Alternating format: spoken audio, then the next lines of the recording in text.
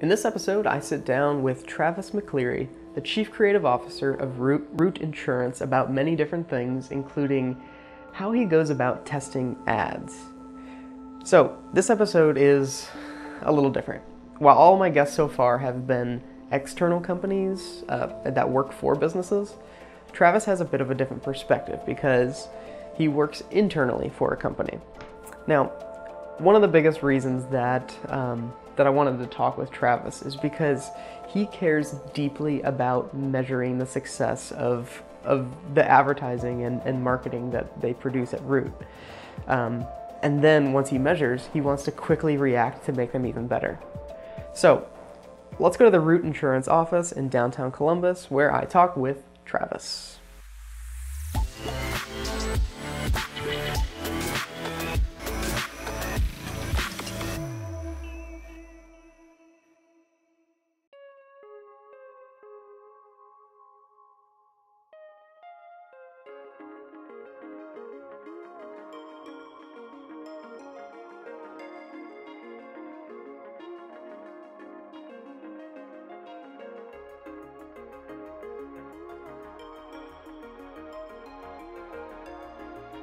Let's get started.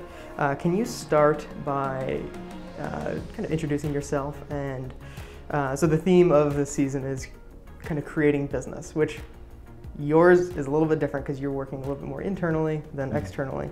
But so maybe you could just introduce yourself and say what you do and where you do it. Okay. Yeah, so my name is Travis James McCleery. I am the Chief Creative Officer here at Root Insurance. I primarily deal on three areas of the business: brand, marketing, and product being the actual app itself. And basically I go through the process and figure out what our strategies are for each one of those areas and figure out how we can actually execute on it. Being a startup, I still actually do some design work as well as the hiring process, sometimes getting down to the wireframes, brainstorming some ideas around some pitches, that sort of thing, finding people to work with outside of the business to be able to execute on some of the ideas we want to do. But basically anything that has to do with creative output as it relates to this company, I'm responsible for, and putting people in place to execute on those ideas. So I believe your title, what was your title again? Chief Creative Officer. That sounds real special, man. It does sound really So I mean, you kind of listed off some of your kind of day-to-day stuff, but can you talk a little bit more about like kind of what that means to your company and to maybe other companies too? Just yeah. Yeah. So basically, it's thinking through creative vision and how it impacts a company. Yeah. And that doesn't just mean the forward-facing or client-facing aspect of it, but also how it impacts the business internally. So what is design culture? What is the culture here as a whole? And how does design thinking impact how we build products? And then on top of that, how does it affect the brand? And then, I mean, obviously the brand impacts both marketing and the product itself, and seeing how that really functions. But how this role is kind of interesting. Out of other places I've worked at, I've never really seen a C-level creative. I've worked with a lot of VPs of different areas of design, but this happened to be the first place where I've worked at where I've seen VPs of product and VPs of brand and that sort of thing. And every so often you might get somebody at the table that has a creative background, but I've yet to work at a place like this where there has been someone at the table that has design as a background. Yeah. So that's kind of one of those things that we've been seeing pop up a little bit more often, is this Chief Creative Officer. Mm-hmm. What do you think the importance of just any company having that person there would be? Yeah, for me, it's just been making sure that design has an impact, and like I said before, it's not just about the pixels being moved around on the screen, but also how we think about the creative process and how the creative process can impact things like development and copy and HR, and using what we do. I firmly believe that a lot of design is just like problem solving, right? And taking that problem solving can be applied to any area of the business. Now, at being a designer, it was a lot about pushing the pixels around the screen to like get to a solution. But as I've gone through all these different other career paths, right now it's a lot about trying to figure out how to remove roadblocks for my employees and how can we get more efficient and be smart about how we do work going forward. So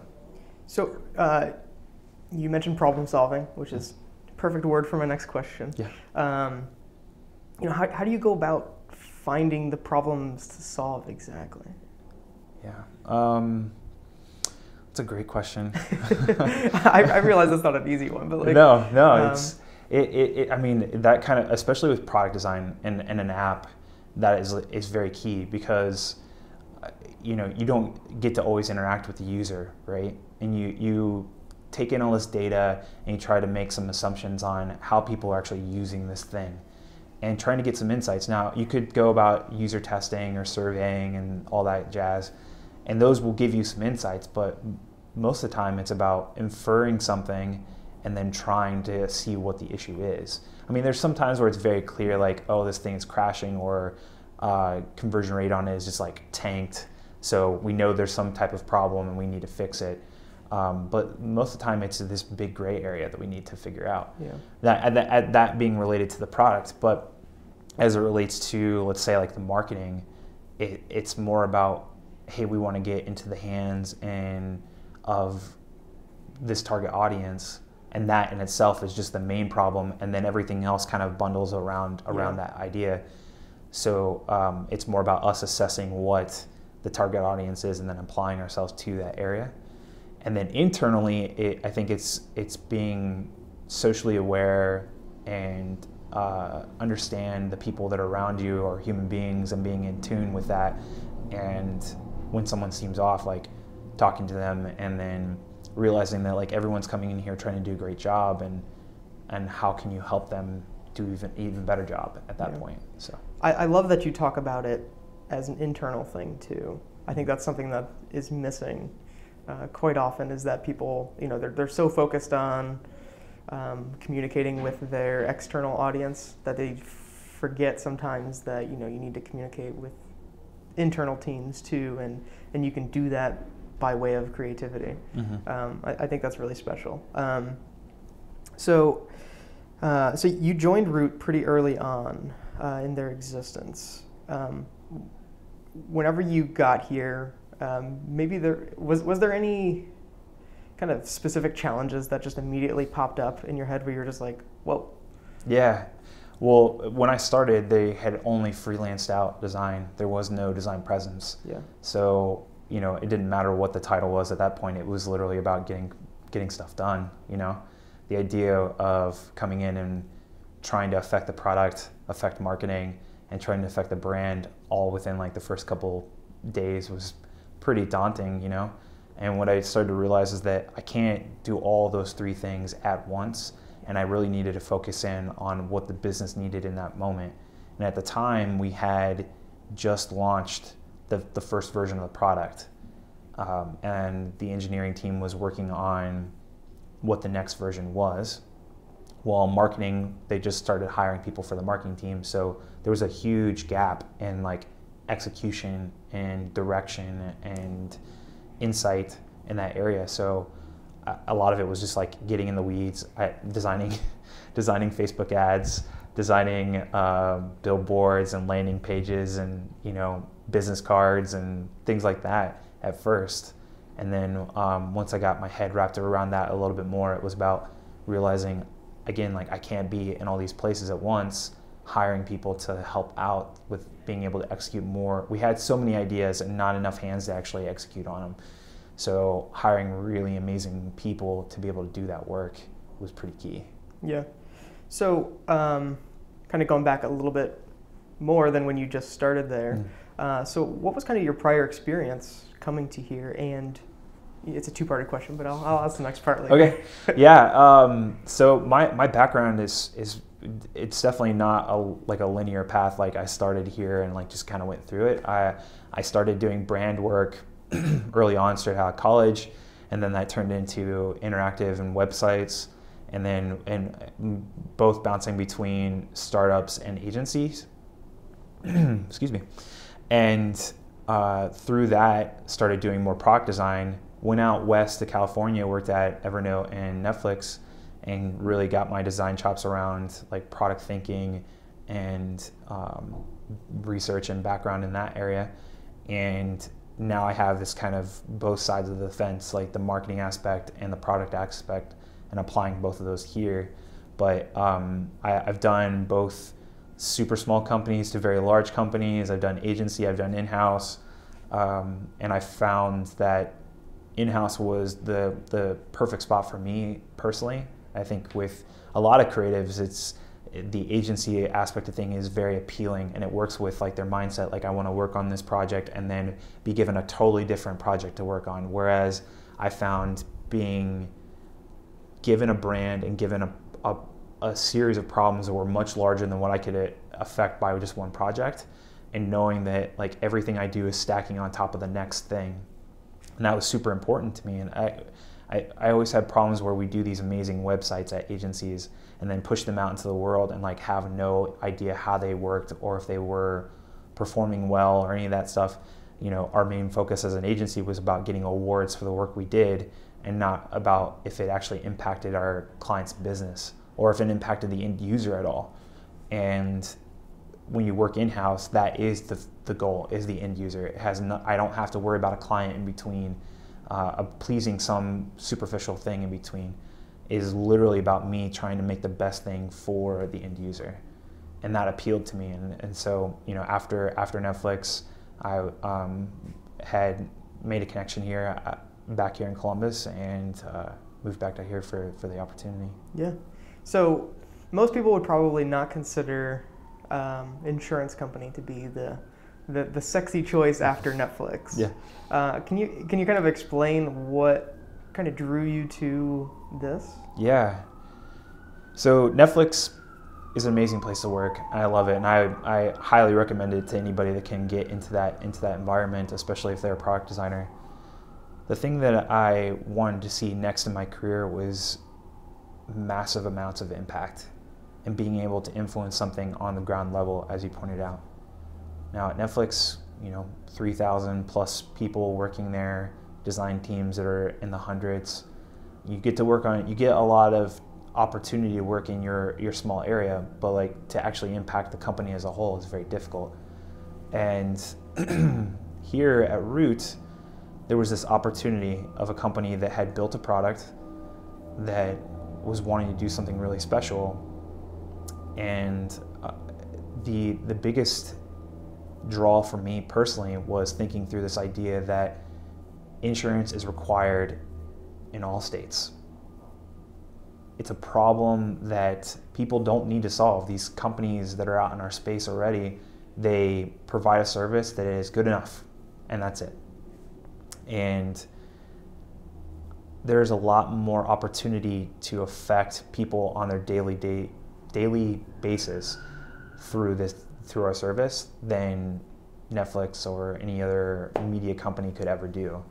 And I thought that seemed like a really good challenge to take on, like a series of companies that are pretty outdated and don't take into consideration the end user as much as, you know, most tech companies do, and being able to apply it in a space that, again, is not very sexy. I mean, look at, like, you know, when Nest came out and was providing a $250 thermostat, no one thought that was worth the time or day, and now the whole market is shifted to like copy every bit of what they've done. And I think that as much as we can talk about the negativities of the tech world as a whole, there is some really positive things, and I found this to be one of those positive things. Yeah, that's really great, man. So I know from working with you, I know that you kind of treat creative work a little bit like a scientist. You love testing things. Can you talk a little bit about that, about why testing is so important? Yeah, so I picked this up quite a bit at Netflix. They're a data-driven company, first and foremost. And, you know, the old school of thought, or at least the way I was taught in school, was that you crafted the most perfect version of something, and like that was it. Or even if you like took into consideration like the way that Apple makes products, it's like we're making the best version, and we very little are we taking into consideration of what the user wants. We're projecting that ourselves, and that's a very idealistic way to go about things. And when companies are spending so much money on marketing and building these products and not really taking into consideration how people actually use it, you're missing a large chunk of what's out there. So testing allows you to test out a lot of different ideas. I mean, how many times in the creative process have you been like, this is the one thing and it's the most perfect thing? I think in most cases, if given a creative brief, you have many ideas on what you can execute on. And the testing environment allows you to actually go through and test like these multiple options. There doesn't have to be the one right answer in that case. And especially when we're talking about different mediums of like Facebook or Google or YouTube, and then what it's like to be out in the physical world, to say that one asset type or one thing could work in all environments across the board is pretty ludicrous to me. Like, I mean, there's something very different about holding something in your hand versus clicking an ad on Facebook. And there's a lot that you can get into in those. I mean, you can break ads down, like even these small, tiny Facebook ads, into what's the copy, what's the image in the background, what's the color, what's the purpose, and you can say like, okay, here's 4 variables. I'm going to test each one of these to optimize the message to the best of our ability, and hopefully it resonates the most with our target audience. And the same can happen with a product, is that like let's say if you're talking solely about a user flow of like signing up, there's a lot of things you can do. Every little thing can be changed to optimize to the best experience. And you can do that through testing, and it's very clear, like this is working, this is not, move forward, and making the best product you can make. And I find that maybe that little bit of that analytic side that lacks from design, it's starting to change now, where you can start to see that your impact is there. Like design, I think the reason why they weren't at the table for most part is they couldn't articulate why it mattered, but also it was very hard to track exactly what the ROI or any of the other buzzwords you want to say, what it actually meant to the company, other than like, oh, we need to have a brand, or we need to have a logo, we need to have a font. But like, what is doing a video like actually do for us? What does making these ads do for us? And optimizing that. Yeah, I think that's really great, man. I think so often people, especially just in the creative world and creative businesses, they often specialize in kind of one area. And I think it's really interesting to have somebody like you that's kind of like, okay, listen, like I'm not gonna go into this saying that there's just one solution for this, but at the same time being willing enough to try different things. Yeah. And understanding that with any investment there is a risk. And that's one of the things that I personally try to do is I try to reduce that risk as much as possible for people, and that often comes through sort of like what you were talking about before, where it's like, you have to focus on the end user, not the awards. Mm-hmm. And that's something that I fell into pretty early on. I was like, I just want to make cool stuff, and then at a certain point I'm like, that's cool stuff isn't where my value is. That's not where any creative professional's value is. It's the results that they create for a business and how they change the interaction with their users. And at that point it was, about the qualitative results for people. You're like, yeah, they're going to feel a little bit better. They're going to do that stuff. But I think it's really interesting that you seem to focus pretty hard on the quantitative side of things, where like you want the numbers. And I think that's just a really, really good approach to kind of go with, I think it validates the hard work that we all put into the things that we're doing. I mean, there's times where you can take all of what I said to like the most extreme and strip out the emotion and the thoughts of design that aren't easily quantifiable, right? But and I think that's where me and others need to sit in the balance and like, okay, we've gone far enough to like understand this, but sometimes it's very hard to like understand what you as a creative have done and how it impacts people or the business and that sort of thing, and be able to clearly see like, okay, we redesigned this portion of the product and it literally go like the stats go up like this. That's a good feeling to feel like, okay, I figured out how to resolve some problem that was being had, or at least increase value in the product that we have. And like, I personally love that feeling. Like, and the other side is that it's not, you were talking about risk. It's not just about the upswing. Like, if it goes down, then at least you've learned something from that experience. And we're not going to get any better unless we do take on some risk. And especially in like, let's say the brand side and like videos that me and you worked on, to say that like we are this one thing and we only ever be this one thing really puts you in a holding pattern of not being able to push the brand or push your message or change anything. And I can't think that in a company that's only been, 2+ years old has an understanding of who they are holistically, and that it's never going to change. And especially in the world that we live in today, where digital things are changing, mediums are changing so quickly, to say that this is the one way to do things is probably going to put us in a bad spot long term. Do you feel like, so one of the problems that I always have is sometimes I feel like I'm tinkering with things to get to a destination, and then once I get to that destination, I'm totally good and fine. Mm-hmm. Do you think that there ever is a destination? Like, is there kind of a result that you're like, are you ever going to be like, okay, did it, or is it something that you think is kind of ever changing and you just kind of keep going? I think it's ever changing. I felt like probably if you would have asked me this like 5 or 6 years ago, that the answer would have been completely different. That even with some optimization, there could be like this end state that is the most perfect version of it. Maybe in like the brand world, that's a more like adept situation. Like, you can say like, okay, built this thing and it's gonna last 10-15 years, right? We've invested in it. And the only way we can make it work is actually by putting it out there as many times as possible. But as it relates to the marketing and product side, I don't think that there is like, this is the end state. My father had once told me that once you like think you're a master at something, you automatically become, how does he put it?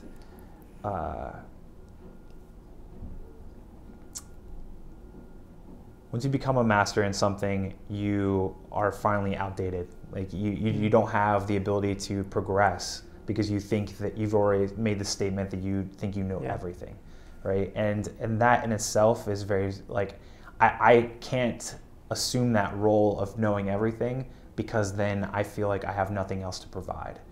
And that's kind of like an interesting situation with the career path of a creative in most cases, is that, normally you're down in the weeds, like doing the work and grinding out every single day.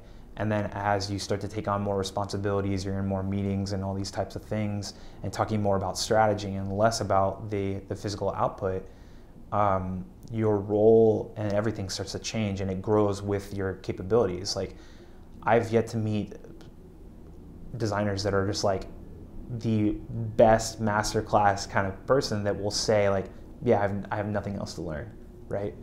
Even the most creative illustrators that like have a style and like that's it, hardly ever do they stop and say like, okay, I'm done, I've created my thing, no progression will happen from this point on. And I guess that I try to apply that to what we're doing here. I mean, and to my career as a whole. Like, I got to keep on progressing. I got to have something else to provide to the group. I think the big thing is that the thing that I know is ever changing is just how to get people's attention.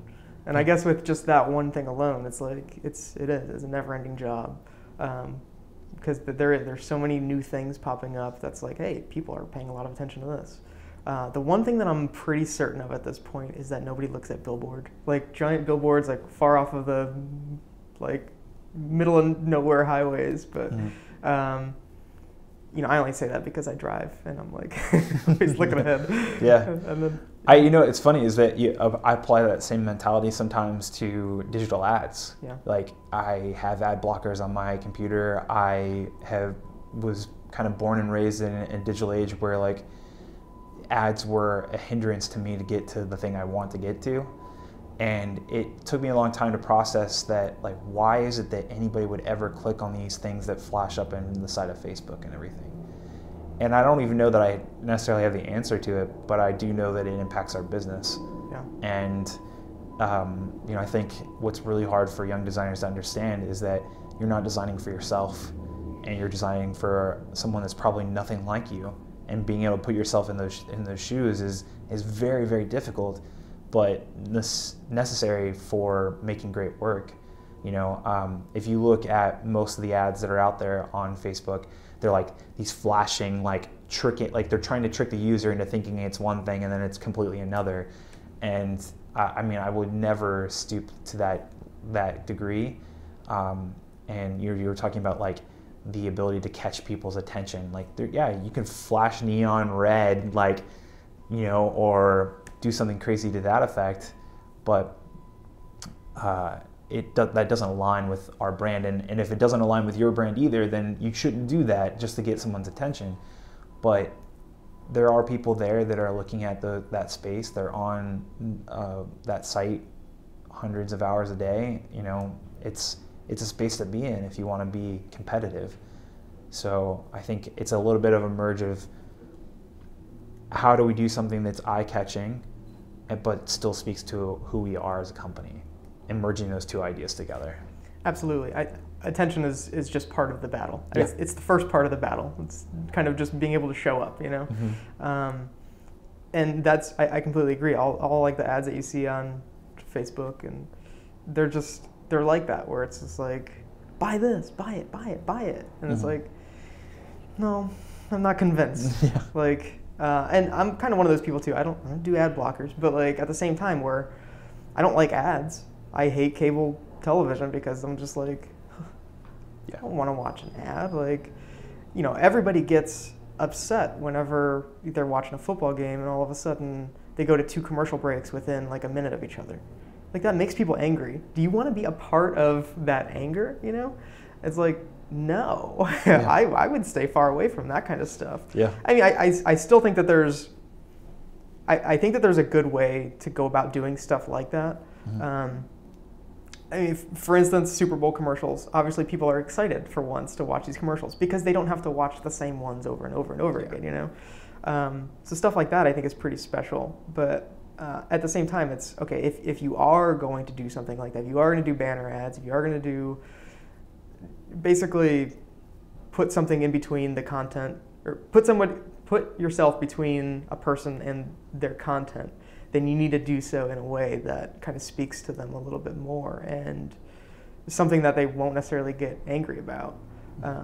You know, going over to kind of what you do and what Root does, it probably makes it a little bit easier because it's legit a good idea. And it's something that, like, honestly solves a really difficult problem that we've all just been kind of blindly kind of going into, you know? So that's really just my little rant on that. No, yeah. Well, thank you for that. Yeah, I couldn't agree more. I think of in situations where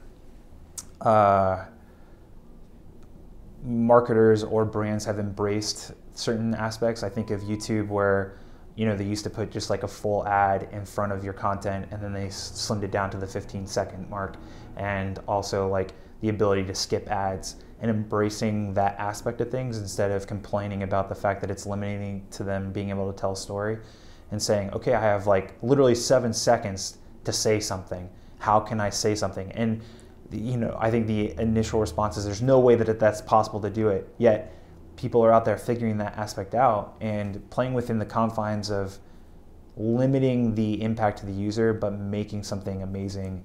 It's very difficult, but can be done, especially in like a short 7-second window. Yeah.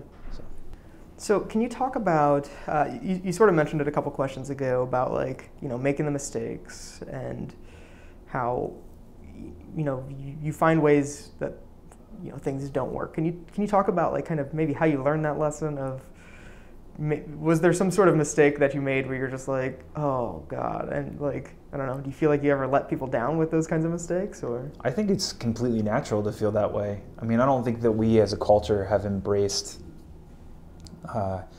the failing's okay aspect of things. I think the startup community likes to tout it a lot, but I don't even think even internally in that community they're fully aware of that's an option. You're still reporting information to board members and to all these things, and it's very easy to feel like that, okay, if I want to be risk avert and not apply myself here because I don't want to have to look like a failure in front of others. And I think that's extremely natural. But if you don't push yourself, then like, where's the reward, And how can I make that thing better at the end of the day?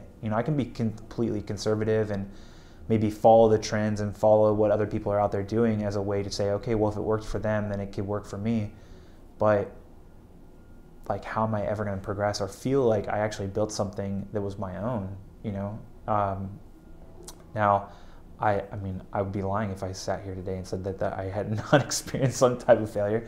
I mean, we like, from a product perspective, I think there's always things that you do that I think are going to be easy for people to use, or people are going to read things or really fully grasp things. While at Netflix, I worked on kids content, and seeing a kid hold a controller and try to like really comprehend what was going on there, it's a very difficult area to be in. And in marketing too, I've made content that I thought was really powerful and really spoke to who we are as a brand, and it just did nothing. It didn't even have like a negative impact. It just didn't do anything. And I'd almost say that that's worse than seeing something tank. Yeah. Seeing no response whatsoever. And, you kind of roll with the punches, and I'm very much in the sense of, I'm going to learn something from this. Like if we didn't capture the data correctly, if we didn't push the envelope enough, or we went too far, like what are the boundaries, and try to get something from it. Now, it might not always be super clear what the learning is, but if you keep that in your mind and apply it to the next thing, at least the failure was worth it at that point. It's not worth it to just like continuously fail with no insight, obviously. But if the thought is that I'm always going to learn something no matter what, then I think you can set yourself up for success, as well as whatever the company is that you're working for at that point. Yeah. So how is that with the kind of understanding with the rest of the team, where it's like, hey, I'm going to do something, and I'm not sure exactly how it's going to work? Like, what's their response to stuff like that? I think it's effectively communicating what you just said. Hey, we're going to take this risk on. I'm not sure if it's going to work, and set the expectations. I mean, if the thought is that everything that we do is going to be a winner, and that like we should like be super passionate about making it win, and then when it fails, that failure feels worse. But if you have the moment to assess the situation and say, this one I think has high probability of success, and this one doesn't, but we're still going to do it just to get something out of it. When that failure happens, you can lessen the blow that it has to the impact of the team. But beyond the kind of the question that you were asking, I think is not necessarily trying to convince others that it's not a bad thing. It's about having them feel like they can provide ideas and push out things that could potentially fail, but it's coming from them, and that they have some buy-in into that idea, that they're like, okay, at least we're going to try it. And talk about like, what is it that you're going to track at the end, like setting a hypothesis about the project, and then setting how you're going to track it, and then at the end of the thing saying, how did it work? I think that's how you can be extremely effective at it, but also feel like we have a plan in place. Even if it goes wrong, here's how I know it will go, like how I will bounce back, or how I'll respond to it. So again, kind of going back to this idea of kind of reducing the risk. Mm-hmm. There's obviously a lot of like stats and facts that are out there in the world that say, hey, I convert at this rate. This converts here. How much do you pay attention to that kind of stuff. And if you have it all, does it work? I guess. So I think that sometimes that stuff is helpful to at least have like a baseline when you're starting out, just so that you know like what's good and bad to some extent. But realistically, it's about you setting your own baseline at some point and saying like, okay, this is where we're at now. I want to get to this point. I don't know how realistic that is, but let's say for website conversion is normally in the single digits. But why is that? You know, and I've heard that over time, but I don't know if that's just like an urban legend or if it's reality. And I can say that we are at this point, and I want to be 3 or 4 percentage points above that. And how do we close that gap? I don't know that I have a great answer on mitigating all of the risk that you put out there. I mean, I think we try to make the best decisions we can. We don't want to make things that will fail, obviously, but I would say that we try the things that we are very passionate about first, and then kind of go down the list. And there's always new ideas that can fill that list up, and know that there's going to be a percentage of those that are going to bomb, and that we'll move from there. As for the data aspect of things, it's more about like what our company does and how do we improve it from there. Because like unless I'm talking to other insurance providers about what their conversion rates are, there really isn't a good one-to-one out there. Now you could probably assess that if you're like a goods, or maybe not so much a service, but like you'd say like, okay, this is how I convert on this product, but that really doesn't apply to us. So I can't use those numbers as a baseline from that perspective. Yeah, one of the things that I always tell people is that you kind of have to run your own race, get better than your last time from last year. Yeah. It's real easy to kind of compete with others, and I think that maybe that's what that kind of does a little bit. Like maybe looking at those external stats, you see like these case studies where you're like, well, they did that, so like I'm gonna do that, and I'm gonna get that same result, and then you try it, all of a sudden just nothing. I think the way that you put it is great. I don't use those numbers as a way to justify what I'm doing, but more so just be educated on the area, because I'm not a subject matter expert on completion rates or open rates on emails, right? But there's enough people out there have done it that I can like at least scrape some insight from it and say, okay, here's the range of which these open rates are for these type of companies. So I should at least be somewhere in this area, at least to be competitive, but maybe I'm a little bit lower or I'm a little bit above that. It's more about like getting as much information as you can to like be educated, but also know that it is your own race, as you put it. I love that aspect of it, because it is about where do you start, and trying to increase. I mean, you're never trying to decrease, obviously. So yeah. You only want to ever progress upwards. But yeah. Yeah. Awesome. All right. So final question would be, where can people find out more about you and Root Insurance? Yeah. So joinroot.com is where we're at. But our YouTube channel with some amazing work from Matt it's here. It's really, really good. Yeah, I mean, we there's all the kind of social media and stuff, but honestly, like, go to the App Store and Root Insurance and download it and check it out. I think that the product speaks for itself, and it does a great job of trying to change the marketplace as it is today and do something completely different from that perspective. For me, Clear Design, all the strange places, CLEER design.com. So you can find me there. Hit me up with questions and whatnots. I always like talking to people.